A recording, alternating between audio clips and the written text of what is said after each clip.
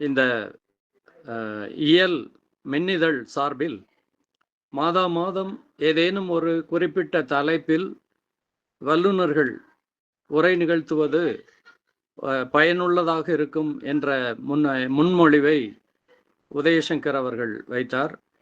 அது மிகவும் பயனுள்ள ஆலோசனை என்று உடனே அதை செயல்படுத்த திட்டமிட்டதில் இன்று முதல் கூடுகை இயல் மின்னிதழ் சார்பில் முதல் கூடுகை தொடங்குக இருக்கிறது. இந்த நிகழ்வுக்கு வருகை தந்துள்ள சிறப்புரையாளர் பத்திரிகையாளர் ஆதி வள்ளியப்பன் அவர்களையும் இயல் மின்னிதழின் ஆசிரியர் உதயசங்கர் அவர்களையும் இந்த கூடுகையிலே ஆர்வத்துடன் இணைந்துள்ள 30 பேர் 30 நண்பர்கள் அனைவருக்கும் என்னுடைய அன்பான வணக்கத்தை வரவேற்பை மீண்டும் ஒரு முறை தெரிவித்துக் கொள்கிறேன். இந்த கூடுகையில் நாம் அறிவியலும் புனைவும் என்ற தலைப்பில் பத்திரிகையாளர் ஆதி வள்ளியப்பன் அவர்கள் ஆற்ற இருக்கிற உரையை கேட்க இருக்கிறோம். இந்த தலைப்பு பற்றி என்னுடைய ஒரு சில முன்னுரை கருத்துக்களை சொல்வதற்கு முன்னால் பத்திரிகையாளர் ஆதி வள்ளியப்பன் அவர்களை நான் முறைப்படி அறிமுகம் செய்வது முக்கியம் அவசியம் என்று கருதுகிறேன். ஆதி வள்ளியப்பன் அவர்கள் அச்சு இதழியலில் 25 ஆண்டுகளை நிறைவு செய்திருக்கிறார். தினமணி, காலைக்கதிர், தினகரன், ஃபெமினா தமிழ் இதழ், இந்து தமிழ் திசையிலே இப்போது பணியாற்றுகிறார். தினமணியில் பணியாற்றுகிற போது அப்போது சிறப்புமிக்க ஆசிரியர்களுள் ஒருவராக இருந்த ராம சம்பந்தம் அவர்களுடைய ஆசிரிய அணுகுமுறை பற்றி ஆதி வள்ளியப்பன் அவர்கள் குறிப்பிட்டிருக்கிறார். மிகுந்த கண்டிப்பும் அதே சமயம் ஒரு அன்பான அணுகுமுறையும் கொண்டவர் என்று குறிப்பிட்டிருக்கிறார். இதழியலில் ஆசிரியத்துவத்திலே இருக்கிறவர்களுடைய அந்த பொறுப்பை அவரை போன்றவர்களுடைய வாழ்க்கை நமக்கு காட்டுகிறது. இந்த இதழியலில் இவருக்கு இருக்கிற ஆர்வம் இன்று அவரை தமிழ்நாட்டின் முன்னணி இதழியல் எழுத்தாளர்களில் ஒருவராக ஆக்கியிருக்கிறது. இவர் இதுவரை 65 நூல்கள் எழுதியிருக்கிறார். சுற்றுச்சூழல், வரலாறு, வாழ்க்கை வரலாறுகள் என்று பல்வேறு தலைப்புகளிலே இவர் அற்புதமான நூல்களை ஆக்கி தந்திருக்கிறார். மொழிபெயர்ப்புகளிலும் கணிசமான அளவுக்கு இவருடைய படைப்புகள் வந்துள்ளன. இயற்கையை தேடும் கண்கள், காட்டின் குரல் கேட்கிறதா என்ற 2 நூல்கள் குமரன் எழுதியவை இவர் தமிழிலே செய்திருக்கிறார். ரேச்சல் கார்சனுடைய மௌன வசந்தம் நூலை பற்றி, அதே போல கானமயிலை தொலைத்தோம், எல்லாம் தந்த மரம் போன்ற குறுநூல்கள், காக்கைக்கூடு சார்பிலே 10 குறுநூல்கள் வந்துள்ளன. தமிழ்நாடு அரசின் இளந்தளிர் பாடத்திட்ட அந்த கல்வி புத்தகங்கள் வரிசையில் 7 நூல்கள் இவர் எழுதி வெளிவந்திருக்கின்றன.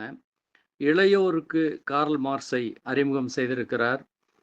லெனினுடைய வாழ்க்கை கதையை குழந்தைகளுக்கு எழுதியிருக்கிறார். அதே போல சாலிம் அலி உயர பறந்த இந்திய ஊர்க்குருவி என்ற தலைப்பில் பறவையியல் நிபுணர் சாலிம் அலியினுடைய வரலாற்றை ஆங்கிலத்திலும் தமிழிலும் எழுதியிருக்கிறார். எப்படி தெரிந்த கேள்வி தெரியாத அறிவியல் போன்ற கேள்வி பதில் நூல்களையும் நிறைய எழுதியிருக்கிறார். வேதியியல் குறித்து ரசம் பிளஸ் ரசவாதம் ஈக்குவல் டு வேதியியல், உங்கள் வாழ்வில் வேதியியல் என்று 2 நூல்கள் எழுதியிருக்கிறார். ஆழி என்றோர் அற்புதம் என்று கடலை பற்றிய நூல், நாராய் நாராய் என்று அந்த பறவையை பற்றிய புக்ஸ் ஃபார் சில்ட்ரன் வெளியீடாக எழுதியிருக்கிறார். மனிதர்க்கு தோழனடி, நம்மை சுற்றி காட்டுயிர், ஆகும்பே அஜயும் சமிக்கை பாம்பும், நாங்கள் நம்புகிறோம், அப்புவின் கதை, வங்காரியின் பசுமை தூதுவர்கள், பறவை டாக்டர் போன்ற தலைப்புகளையெல்லாம் சொல்லிக்கொண்டே போனால் அதற்கே நேரம் ஆகிவிடும். ஆனாலும் இந்த முக்கியமான தலைப்புகளை உங்களோடு பகிர்ந்து கொண்டதில் மகிழ்ச்சி அடைகிறேன். தொடர்ச்சியாக தன்னுடைய எழுத்தும் பேச்சும் இதழியல் பணிகளும் சுற்றுச்சூழலுக்கு, மனித சமூகத்தின் முன்னேற்றத்திற்கு, மனிதர்களை ஒன்றிணைத்து நல்லிணக்கத்துடன் வாழச் செய்வதற்கு பயன்பட வேண்டும் என்பதிலே பற்று பற்று மிகுந்தவர். அர்ப்பணிப்பு உணர்வோடு அதை செய்து வருகிறார். இவர் பத்திரிகையாளராக இருக்கிற தமிழ் இந்து இதழ் நமக்கு வாசிப்பதற்கு கட்டுரைகள், குறிப்பாக கட்டுரைகள் வாசிப்பதற்கு மிகுந்த பயனும் சுவையும் தந்து வருகிறது என்பதை நான் தனியே குறிப்பிட வேண்டியதில்லை. இவரே இப்போது நாம் தொலைத்த மறந்து போன இயல் மலர்கள் பற்றி, இந்த மண்ணின் மலர்கள் பற்றி தொடர் எழுத தொடங்கி இருக்கிறார். அதிலே மருதம் என்பது இதுதானா என்ற கட்டுரை சமீபத்திலே படித்திருப்பீர்கள். இப்படி ஏராளமான படைப்புகளை தந்து தமிழ்நாட்டினுடைய சுற்றுச்சூழல், குழந்தைகள் இலக்கியம் போன்ற அனைத்து முக்கியமான பகுதிகளுக்கு பங்களித்து வருகிறார். வருக ஆதிவள்ளியப்பன் அவர்கள். இந்த கூடுகையில் நீங்கள் இன்று நிகழ்த்த போகும் உரை அறிவியலும் புனைவும் பற்றி ஒரு விழிப்புணர்வை படைப்பாளிகளுக்கும் வாசகர்களுக்கும் வாசிப்பாளர்களுக்கும் ஏற்படுத்தும் என்று நான் திடமாக நம்புகிறேன். ஒரு சில வார்த்தைகள் இந்த தலைப்பு குறித்து.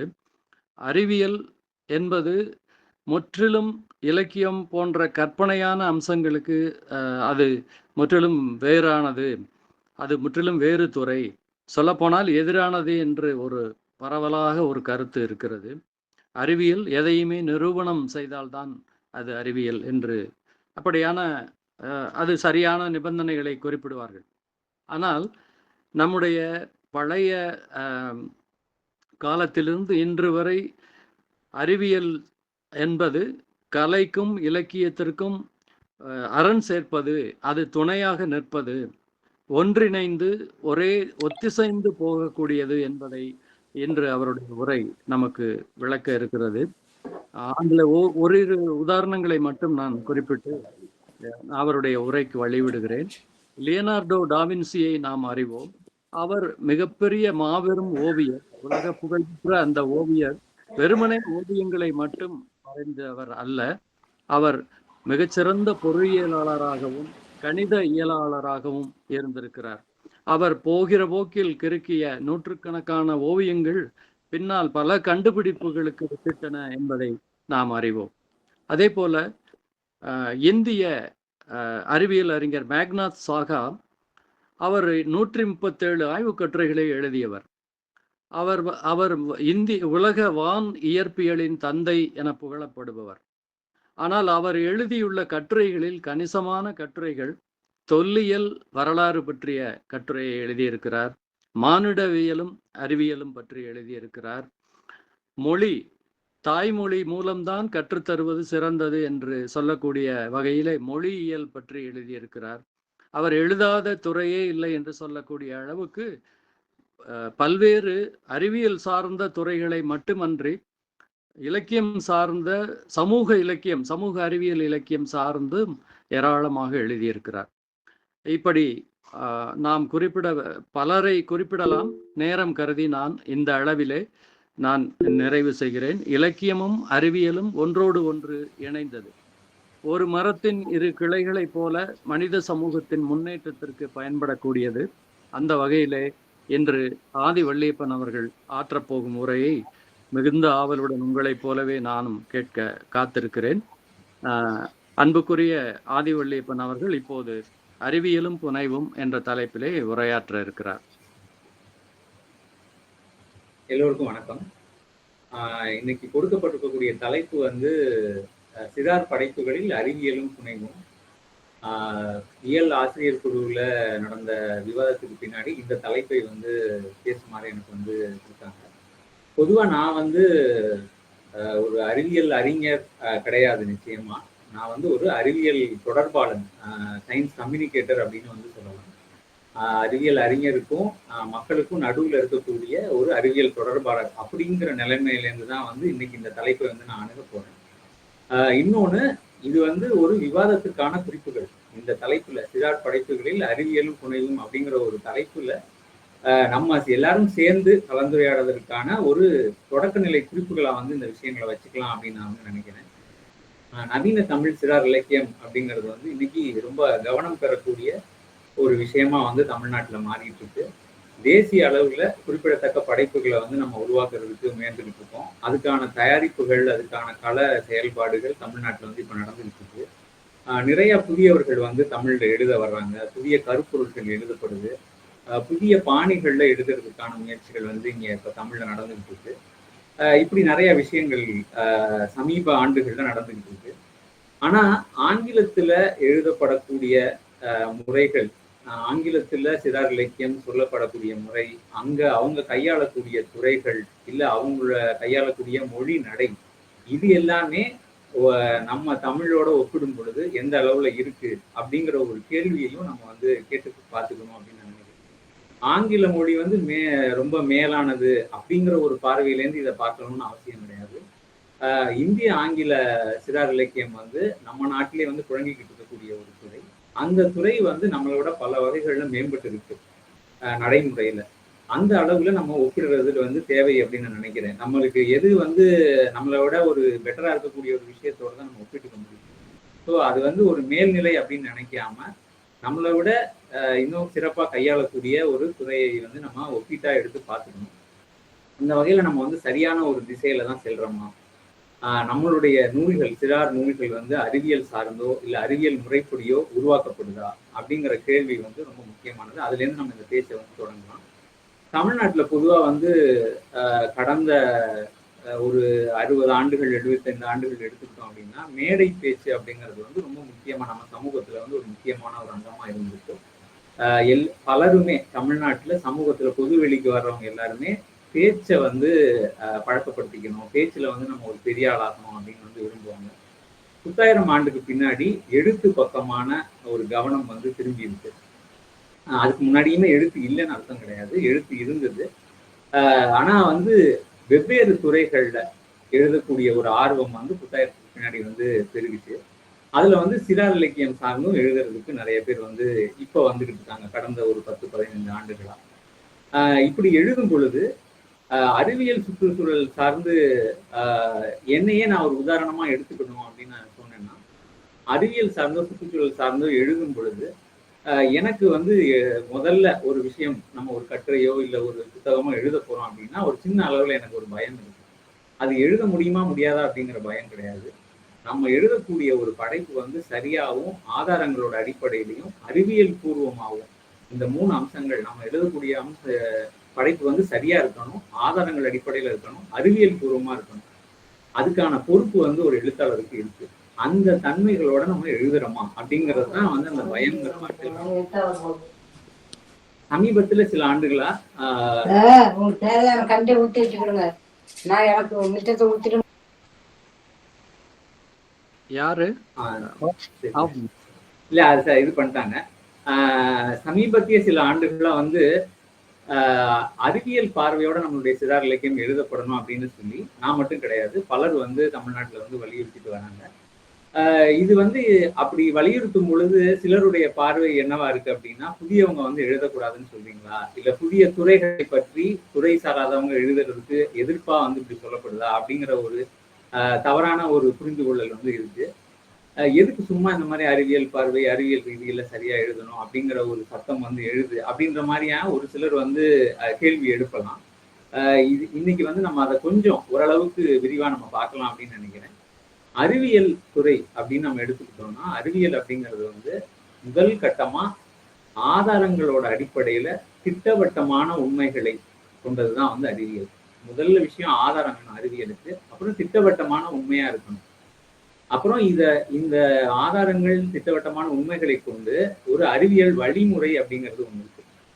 எல்லா விஷயத்தையுமே நம்ம இந்த விஷயத்த வந்து பிரயோகிச்சு பார்க்கலாம். எல்லா விஷயங்கள் மேலையும் இந்த அறிவியல் முறைப்படி ஒரு விஷயத்த வந்து நம்ம ஆராய்ந்து பார்க்க முடியும், புரிஞ்சுக்க முடியும். அதுல முதல் கட்டம் வந்து எந்த ஒரு விஷயம் சார்ந்தும் கேள்வி கேட்பது. அதுதான் வந்து அறிவியல் முதல் நிலை. ரெண்டாவது வந்து யார் வேணும்னாலும் அதை பரிசோதனை பண்ணி பார்க்கணும். இப்ப நம்ம வந்து ஒரு விஷயத்த சொல்றோம், இல்ல ஒரு கண்டுபிடிப்பை முன்வைக்கிறோம், இல்ல எதுவா வேணா இருக்கலாம். அந்த விஷயத்தை நம்ம சொல்றத பரிசோதனை பண்ணி பார்க்கணும். யார் வேணாலும் அதை பரிசோதனை பண்ணி பார்க்க முடியும், நம்ம மட்டும் கிடையாது. யார் வேணாலும் அதை பரிசோதனை பண்ணி பார்க்கணும், இல்ல ஆராய்ச்சி பண்ண முடியும். அந்த விஷயத்த ஆராய்ந்தோ பரிசோதனை பண்ணியோ பார்க்கக்கூடியது ரெண்டாவது. மூணாவது வந்து பரிசோதனையில கிடைச்ச இல்ல ஆராய்ச்சியில கிடைத்த தரவுகள், முடிவுகள் இருக்கு இல்லையா, அதை வந்து நம்ம சரி பார்க்கிறது. ஏற்கனவே நம்ம ஒரு விஷயத்த சொல்லியிருக்கோம். அது இந்த பரிசோதனை ஆராய்ச்சியோட முடிவும் இதுவும் சரியா இருக்கா அப்படிங்கிறது.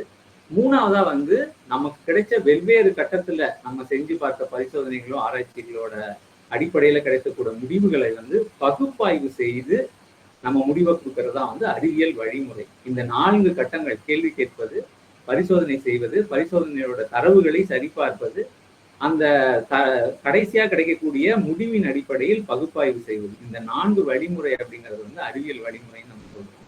நம்ம சமூகத்துல இதை வந்து பலர் வந்து நடைமுறைப்படுத்தி இருக்காங்க. பெரியார் வந்து தமிழ்நாட்டுல எல்லா விஷயங்கள் சார்ந்தும் கேள்வி கேட்கக்கூடிய ஒரு நபரா வந்து இருந்திருக்கிறாரு. அது வந்து சில அவர் கடவுள் மறுப்பு அப்படிங்கிறது மட்டும் கிடையாது. அது வந்து பாலின வேற்றுமையா இருக்கலாம், எந்த ஒரு சமூகத்தில் நடக்கக்கூடிய ஏற்றத்தாழ்வா இருக்கலாம், எந்த ஒரு விஷயம் சார்ந்தும் இந்த அடிப்படையில கேள்வி எழுப்புறத அவர் வந்து தொடர்ச்சியா வந்து செஞ்சுக்கிட்டே வந்தாரு. அந்த ஒரு முறையை வந்து சமூக விஷயங்கள்ல, சமூக அறிவியல்ல தொடர்ந்து அவர் வலியுறுத்திக்கிட்டே வந்தார். இது வந்து அறிவியல் வழிமுறை. இப்போ இது வரைக்கும் நான் சொன்ன விஷயங்கள். அடுத்ததா வந்து புனைவு இல்லைன்னா கலை. ரெண்டுமே வந்து ஒரே இதுல இருந்து தான் பிறக்குது. ஒருத்தர் வந்து தன்னோட மனசுக்கு தோன்றின விதத்துல ஒரு கருத்தையோ இல்ல ஒரு விஷயத்தையோ வந்து வெளிப்படுத்துறது தான் வந்து புனைவு இல்லைன்னா கலைன்னு நம்ம சொல்றோம். அது எழுத்தால் இருக்கலாம், ஓவியமா இருக்கலாம், கலையா இருக்கலாம், என்னவா வேணா இருக்கலாம்.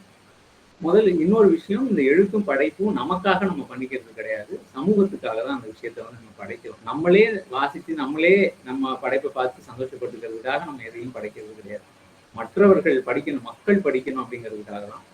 இந்த படைப்புகள் வந்து எந்த அளவுக்கு புதுமையா, காத்திரமா, அழுத்தமா அதிகமான மக்களை சென்றடையக்கூடியதாக இல்ல தொடர்பு கொள்ளக்கூடியதாக இருக்கும், அந்த அளவுக்கு வந்து அதோட வீச்சு வந்து இருக்கும்.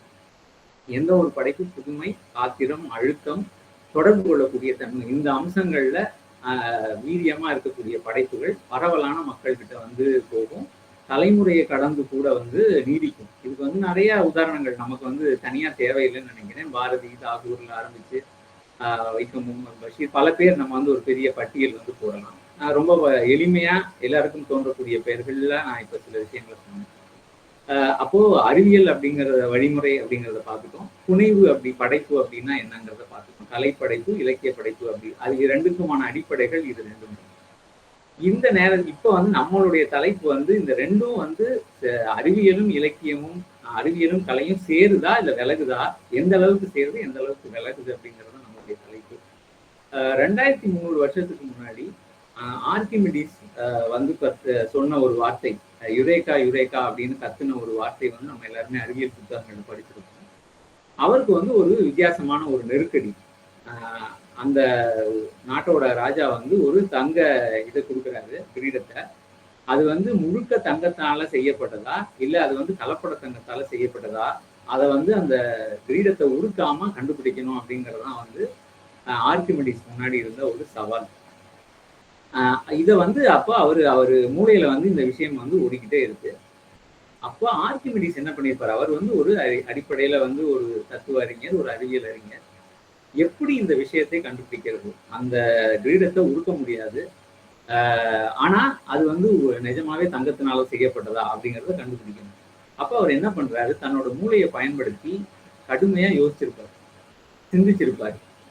குறிப்பா வந்து நம்ம இந்த சிந்தனை, மூளையை பயன்படுத்துறது அப்படிங்கிறப்ப சிந்தனை அப்படிங்கிறதோட வந்து நம்ம நிறைய நிறுத்திக்கணும். உண்மையில வந்து ஆர்கிமிடிஸோட மனசுக்குள்ள ஓடிட்டு இருந்த விஷயங்கள் வந்து கற்பனையா தான் இருந்திருக்கு. எப்படி இதுக்கு தீர்வு கண்டுபிடிக்கணும், எப்படி இந்த விஷயத்த வந்து நம்ம அணுகணும் அப்படிங்கிறத பல்வேறு வழிமுறைகளை அவரோட மனசுக்குள்ள யோசிச்சு பார்த்துருப்பாரு. அது வந்து கற்பனை தான். ஆக்சுவலா அந்த பல்வேறு வழிமுறைகளை அவர் யோசிக்கிறது அப்படிங்கிறது வந்து கற்பனை தான். அப்ப ஒரு அறிவியல் அறிஞர் கற்பனையை விலக்கி வச்சுட்டு எந்த ஒரு புது விஷயத்தையும் கண்டுபிடிக்க முடியாது அப்படிங்கிறது வந்து ஆர்கிமிடிஸோட உதாரணத்துல இருந்து நம்ம தெரிஞ்சுக்கலாம். ஆர்கிமிடிஸோட உதாரணம் நடந்தது வந்து 2300 ஆண்டுகளுக்கு பின்னாடி. அவர் நம்மள்கிட்ட வாழ்ந்தது வந்து 2300 ஆண்டுகளுக்கு முன்னாடி. இதே வந்து ஒரு 300 வருஷத்துக்கு முன்னாடி நியூட்டன் எடுத்துக்கிட்டோம், நம்ம எல்லாருக்கும் தெரிஞ்ச ரொம்ப பிரபலமான ஒரு அறிவியல் அறிஞர். அவர் வந்து புவியீர்ப்பு விசையை கண்டுபிடிச்சது சம்பந்தமா ஒரு பிரபலமான ஒரு கதை உண்டு.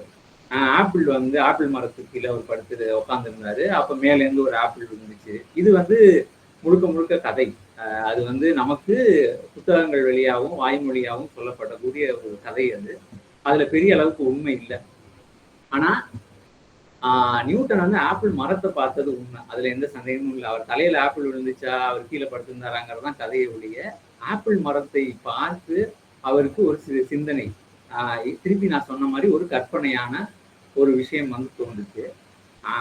ஆப்பிள் மரங்கள்ல இருக்கக்கூடிய ஆப்பிள் ஏன் கீழே விழுகுது, ஏன் மேல போகல, இது சார்ந்து அவர் நிறைய சாய்ஸஸ வந்து அவர் யோசிச்சிருப்பார். ஏன் வந்து அந்த ஆப்பிள் வந்து எல்லாமே கீழே தான் விழுந்துட்டே இருக்கு, ஏன் மேல போக முடியல அப்படின்னு அவர் மைண்ட்ல நிறைய சாத்தியங்களை வந்து யோசிச்சிருப்பாரு. அதை அடிப்படையா வச்சு உருவானதுதான் வந்து புவியீர்ப்பு விசை சம்பந்தமான அவருடைய கோட்பாடு. இந்த ரெண்டு விஷயங்களும் அறிவியலை எப்படி வந்து அறிவியல் விஞ்ஞானிகள் வந்து எப்படி கற்பனையை வந்து தங்களுடைய புதிய கண்டுபிடிப்புக்கு பயன்படுத்துறாங்க அப்படிங்கிறது. இன்னும் கொஞ்சம் வந்தோம்னா, இப்போ நம்ம நடைமுறையில இருக்கக்கூடிய வரலாற்று அறிஞர், பஞ்சாப் பகுதியை சேர்ந்த வரலாற்று அறிஞர் நயன்ஜோத் லாகிரி வந்து ஒரு முக்கியமான விஷயத்த வந்து சொல்றாங்க. வரலாற்று ஆதாரங்கள் நமக்கு நிறைய கிடைக்குது, ஆனா வரலாற்று ஆதாரங்களுக்கு இடையில நிறைய இடைவெளிகள் இருக்கு. அப்போ இந்த ஆதாரங்களை வைத்துக்கொண்டு அந்த இடைவெளிகளை எப்படி நிரப்புறது, அதுக்கு என்ன வழிமுறையை நம்ம பயன்படுத்தணும் அப்படின்னு அவர் சொல்றாருன்னா, கற்பனை தான் மிகச்சிறந்த ஆற்றல். அதாவது வந்து வரலாற்று ஆதாரங்கள் அவசியம், வரலாற்று ஆதாரங்கள் அவசியம் இல்லைன்னு அவர் சொல்லுங்க, வரலாற்று ஆதாரங்கள் அவசியம். அதுக்கு நடுவுல இருக்கக்கூடிய இடைவெளிகளை நிரப்புறதுக்கு ஒரு வரலாற்றாளர் மிகச்சிறந்த கற்பனைவாதியா இருந்தா மட்டும்தான் உண்மையில என்ன நடந்திருக்கும் அப்படிங்கறத வந்து அவர் யோசிச்சு கண்டுபிடிக்க முடியும் அப்படிங்கிறாரு. இன்னைக்கு நம்ம ஊர்லயே வந்து பார்த்தோம்னா தொல்லியல் தளங்கள் சார்ந்து நிறைய விவாதங்கள் நடக்குது, நிறைய விஷயங்கள் கண்டுபிடிப்புகள் நடக்குது. கீழடி, ஆதிச்சநல்லூர், பொருணைன்னு நம்ம நிறைய விஷயங்கள் பேசுறோம். அந்த தொல்லியல் தளங்கள், அங்க இருக்கக்கூடிய அருங்காட்சியகங்கள் எல்லாத்தையுமே நம்ம போய் பார்க்கிறோம். அங்க வந்து நமக்கு கிடைச்சிருக்கக்கூடிய ஆதாரங்கள் எல்லாமே சின்ன சின்ன உணவுனா என்ன அப்படின்னா சில ஆதாரங்கள், அவங்க பயன்படுத்தின பொருள்கள் என்ன அப்படின்னா சில ஆதாரங்கள், இவ்வளவுதான் இருக்கு. அந்த ஆதாரங்கள் உண்மை, அந்த ஆதாரங்களை அந்த மனிதர்கள் எப்படி பயன்படுத்தியிருப்பாங்க, நம்மளுடைய மூதாதையர்கள் எப்படி பயன்படுத்தியிருப்பாங்கிறத நம்ம எப்படி தெரிஞ்சுக்கிறோம், திருப்பி கற்பனை பண்ணி தான் வந்து நம்ம அந்த விஷயத்த வந்து தெரிஞ்சுக்கிறோம். அப்ப அறிவியலா இருந்தாலும் வரலாறா இருந்தாலும் அடிப்படை உண்மைகளா தான் இருக்கு. அதுல இருந்து புதிய கண்டுபிடிப்புகளை நோக்கி நம்ம போறதுக்கு கற்பனை மிகச்சிறந்த ஒரு ஊடகமா வந்து இருக்கு அப்படிங்கிறத நம்ம இதுல இருந்து வந்து புரிஞ்சுக்கலாம். தமிழ்ல சிறாருக்கு எழுதுறவங்க இன்னைக்கு பொதுவா வந்து அறிவியல் சார்ந்து வந்து எழுதுறதுக்கு சிலர் முயற்சி பண்றாங்க. அந்த ஆர்வம் வந்து அதிகரிச்சுக்கிட்டே வருது அறிவியல் சார்ந்து குழந்தைகளுக்கு எழுதுறது. அதுலயுமே பார்த்தோம்னா நான் ஃபிக்ஷன் சொல்லப்படக்கூடிய ஆப்புனைவு எழுதுறதுக்கான ஆட்கள் மிக குறைவா தான் இருக்காங்க. பெரும்பாலும் எழுத வர சிறார் எழுத்தாளர்கள் எல்லாமே அறிவியலா இருக்கட்டும் இல்ல பொதுவாகவே வந்து எழுத வரவங்க எல்லாமே கதை எழுதுறதுக்கு தான் அவங்களுக்கு ஆர்வம் இருக்கு. ஆப்புனைவு எழுதுறதுக்கான ஆர்வம் குழந்தைகளுக்கு எழுதுறதுல ஆர்வம் குறைவா தான் இருக்கு. அப்ப அவங்க என்ன பண்றாங்கன்னா, பொதுவா அறிவியல், சுற்றுச்சூழல், வரலாறு மாதிரியா இப்ப நம்ம சமூகத்துல கவனம் பெறக்கூடிய இல்ல கவனம் பெற வேண்டிய துறைகள் சார்ந்து கதைகளை எழுதுறாங்க.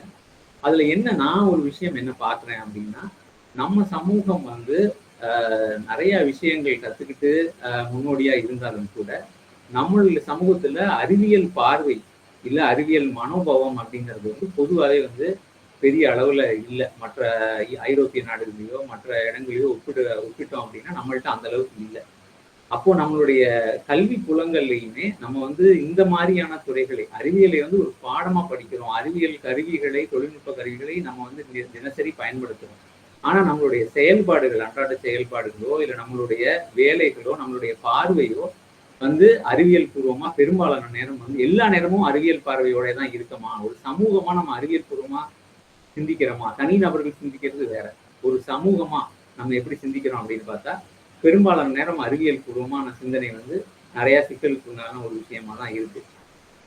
அப்படி ஒரு பின்புலத்துல அறிவியல் சார்ந்தோ சுற்றுச்சூழல் சார்ந்தோ எழுத நம்ம வரும் பொழுது அந்த துறைகள் சார்ந்து அடிப்படையா நம்ம கத்துக்கிட்டு தான் வந்து எழுதணும். நம்மளுக்கு இருக்க ஆர்வத்தை மட்டுமே வைத்துக்கொண்டு எழுதுறது வந்து சரியா இருக்காது. இதுல என்ன பிரச்சனை வரும் அப்படின்னா, நம்ம வெறும் கற்பனை அப்படிங்கிற ஒரு விஷயத்தை மட்டும் வச்சுக்கிட்டு குழந்தைகளுக்கு நம்ம ஒரு கதை சொல்ல போறோம், அது அறிவியல் கதையா இருக்கணும், சுற்றுச்சூழல் கதையா இருக்கணும் அப்படிங்கிறப்போ நமக்கு அந்த துறைகள்ல வந்து பயிற்சி குறைவா இருக்கு.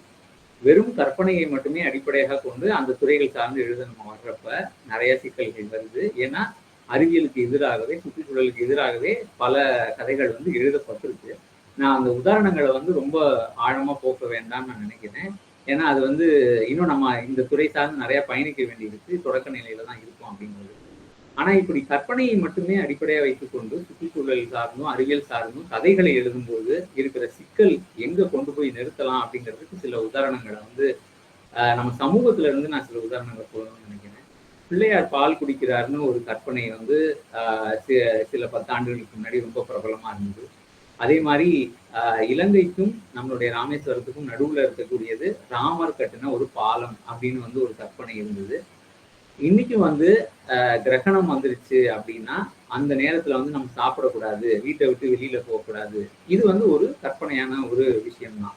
இதுக்கு எந்த ஆதாரமும் கிடையாது. அதே மாதிரி நம்மளுடைய ஆட்சியில் இருக்கக்கூடிய ஆட்சியாளர்கள், பிரதமர் முதற்கொண்டு பலருமே வந்து அறிவியலுக்கு எதிரான கருத்துக்களை வந்து பொது மேடைகளிலே வந்து பேசியிருக்கிறாங்க. பிள்ளையாருக்கு வந்து பிளாஸ்டிக் சர்ஜரி பண்ணி தும்பிக்கையை வந்து பொருத்தினது வந்து நம்ம சமூகம் தான் அப்படின்னு வந்து சொல்லப்பட்டது. அது ஒரு கற்பனையான ஒரு மித்தலாஜிக்கலான ஒரு கதை. இந்த மாதிரி வந்து நம்மளுடைய சமூகத்துல நிறைய வந்து ஏற்கனவே வந்து கற்பனையாக உருவாக்கப்பட்ட கதைகள் இருக்கு. ஆனா நம்ம என்ன பண்றோம் அப்படின்னா, குழந்தைகள்கிட்ட போகும் பொழுது வெறும் கற்பனையை மட்டுமே அடிப்படையாக வைத்துக்கொண்டு கதைகளை சொல்ல ஆரம்பிச்சோம் அப்படின்னா இந்த மாதிரியான ஒரு ஆபத்தான நிலை நோக்கி ஒரு கட்டத்துல போகிறதுக்கான சாத்தியம் வந்து இருக்கு. நம்ம அந்த மாதிரிலாம் போக மாட்டோம் அப்படின்னு நம்ம மனசுக்குள்ள நினைச்சுக்கிட்டாலும் கூட இது எல்லாமே கற்பனைகள் தான். இப்ப நான் சொன்ன உதாரணங்கள் எல்லாமே முற்றிலும் கற்பனைகள். நம்மளும் வந்து இந்த துறைகள் சார்ந்து ஆழமா போகாம வெறும் கற்பனையை அடிப்படையாக கொண்டு பண்ணா அது இந்த மாதிரியான ஒரு சிக்கலுக்கு போகும். கற்பனை வந்து எல்லோருடைய தனிநபர் உரிமை. ஆனா நம்ம அடுத்தவங்கள்ட்ட வந்து திணிக்க கூடாது. அறிவியலையுமே அறிவியல் சுற்றுச்சூழல் சார்ந்த கருத்துக்களையுமே கூட அடுத்தவங்க மேல திணிக்கணும்னு அவசியம் இல்லை. அவங்களை புரிஞ்சுட்டு வைக்கிறதா நம்மளுடைய நோக்கமா இருக்கணும். இப்போ நம்ம இதை எப்படி பார்க்கலாம்னா, அப்ப நீங்க கற்பனை செய்யறது, கதை எழுதுறது எல்லாத்தையுமே நீங்க எதிர்க்கிறீங்களா அப்படின்னா நிச்சயமா கிடையாது. இப்ப ஒரு எடுத்துக்காட்டு சொன்னா இன்னும் நல்லா புரிஞ்சுக்க முடியும்னு நினைக்கிறேன். ஜனநாயகம் அப்படிங்கிறது வந்து ஒரு சமூகத்துல இருக்கக்கூடிய எல்லா மக்களும் செயல்படுவதற்கான ஒரு இடமா வந்து ஒரு சுதந்திரம் அளிக்கக்கூடிய ஒரு விஷயம் தான் ஜனநாயகம். ஆனா அதுக்காக யாரு வேணா என்ன வேணா செய்ய முடியாது இல்லையா?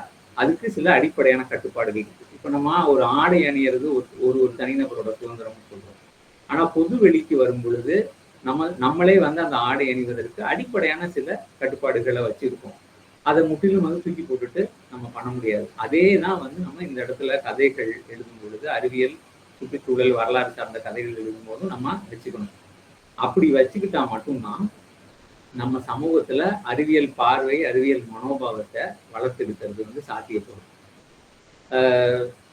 நிறைய பேர் வந்து என்ன நினைக்கிறாங்க அப்படின்னா, அறிவியல் சுற்றுச்சூழல் சார்ந்து எழுதும் போது மட்டும்தான் நம்ம அறிவியல் பூர்வமா வந்து இருக்கணும், மற்ற நேரங்கள்ல எழுதும்போது அது தேவையில்லை அப்படின்னு தான் வந்து பொதுவான ஒரு பார்வை. அதாவது அறிவியல் முறைப்படி நம்மளுடைய படைப்புகளை வந்து பார்க்க வேண்டிய அவசியம் இல்லை அப்படின்னு நம்ம நினைக்கிறோம் பொதுவா.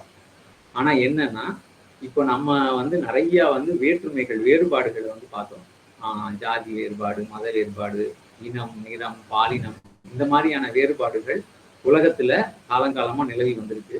வேதங்களை வலியுறுத்தக்கூடிய இந்த விஷயங்கள் எல்லாமே அறிவியலுக்கு எதிரான ஒன்றுதான். ஒரு அறிவியல் பூர்வமா ஒரு படைப்பையோ இல்லை ஒரு சமூகத்தையோ அணுகக்கூடியவர் இந்த வேறுபாடுகள் எல்லாத்தையுமே புறந்தள்ளிட்டு தான் வந்து அதை பார்க்க முடியும். ஒருவேளை அந்த படைப்புகள் இந்த விஷயங்கள் எல்லாம் வச்சிருக்கு அப்படின்னா அது வந்து பக்கச்சார்பான ஒரு தரப்பை மட்டுமே ஆதரிக்கக்கூடிய ஒரு படைப்பா வந்து இருக்கும்.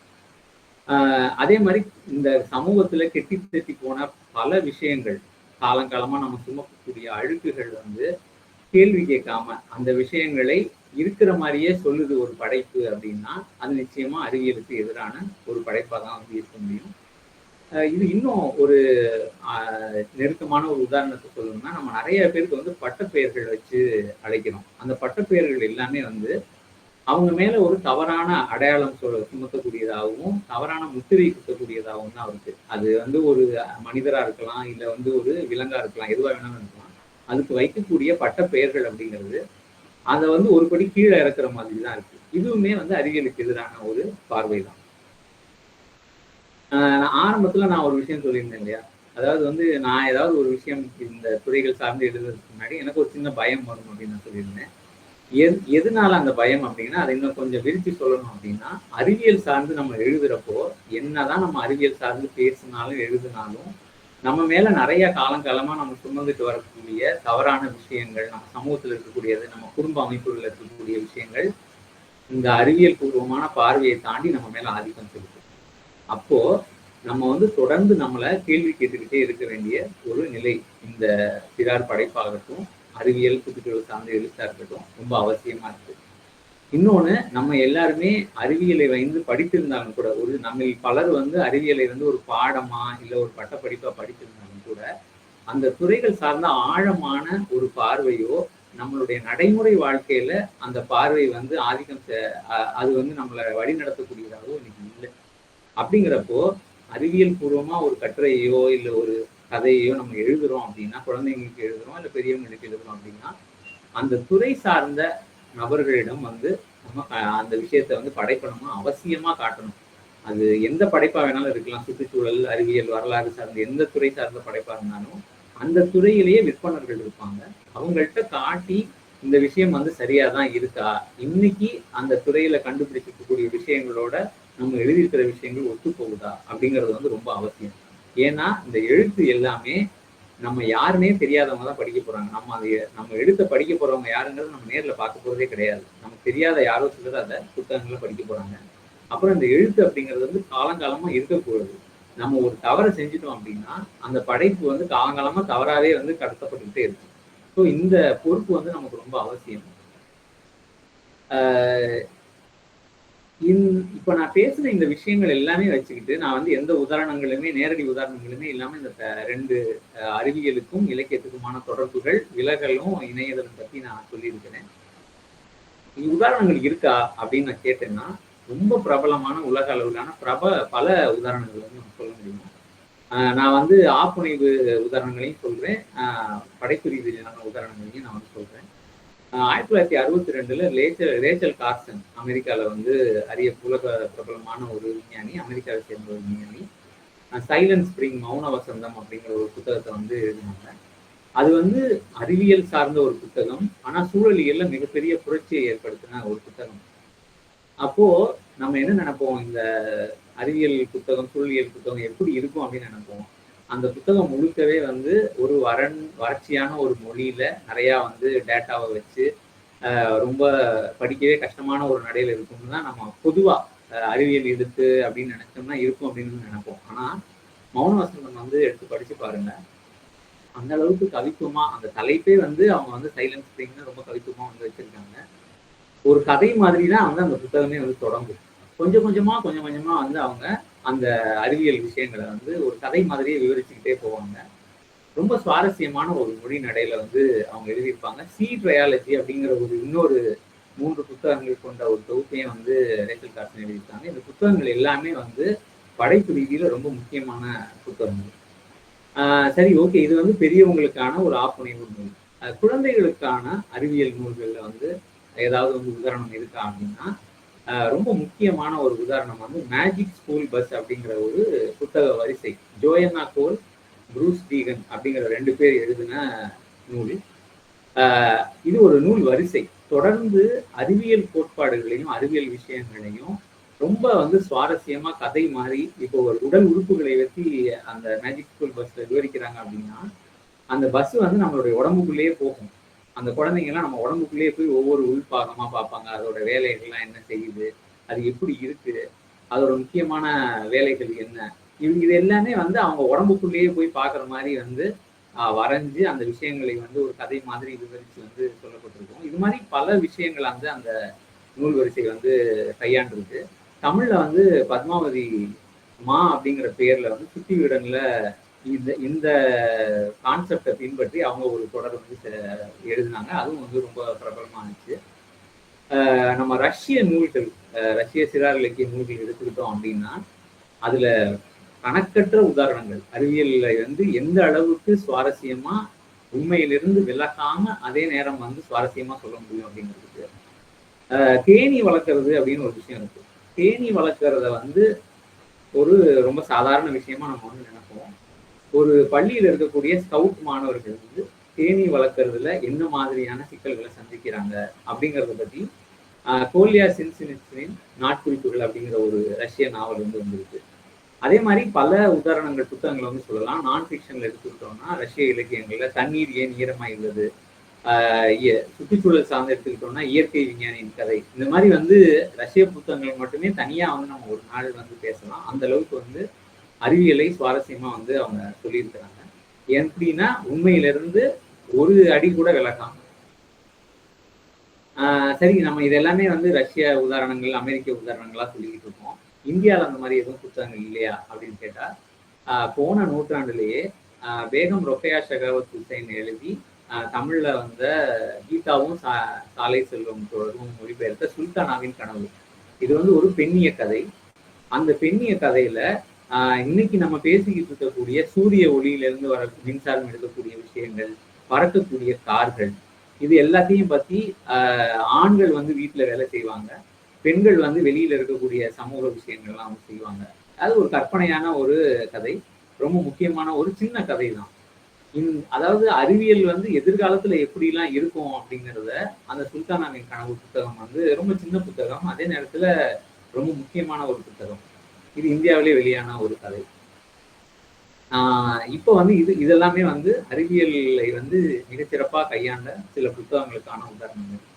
அறிவியல் வந்து அறிவியல் இல்லை, இலக்கியம் வந்து அறிவியலை எப்படி வளர்த்தது அப்படிங்கிறதுக்குமே ஏகப்பட்ட உதாரணங்களை வந்து நம்ம சொல்ல முடியும். இலக்கியம் அறிவியலை வளர்க்க முடியுமா, சாத்தியம் இருக்கா அப்படின்னு நமக்கு எல்லாத்துக்குமே சந்தேகம் வரும். ஆனா இலக்கியம் வந்து அறிவியலை பல மடங்கு வளர்த்துருக்கு. நான் ஏற்கனவே சொன்ன மாதிரி அறிவியல் கண்டுபிடிப்புகளுக்கு கற்பனை திறன் தான் மிக மிக அடிப்படை. அதை வந்து மிக சிறப்பா வந்து கடந்த 2-3 நூற்றாண்டுகள்ல வந்து நம்ம நடைமுறை உதாரணங்கள் மூலமா அதை வந்து நம்ம சொல்லலாம். நம்ம புத்தகங்கள் எல்லாத்துலேயுமே பெரும்பாலான சிறார் கதைகள்ல டைம் மிஷின், கால இயந்திரம் அப்படிங்கிற ஒரு விஷயத்த வந்து நம்ம வச்சிருப்போம்.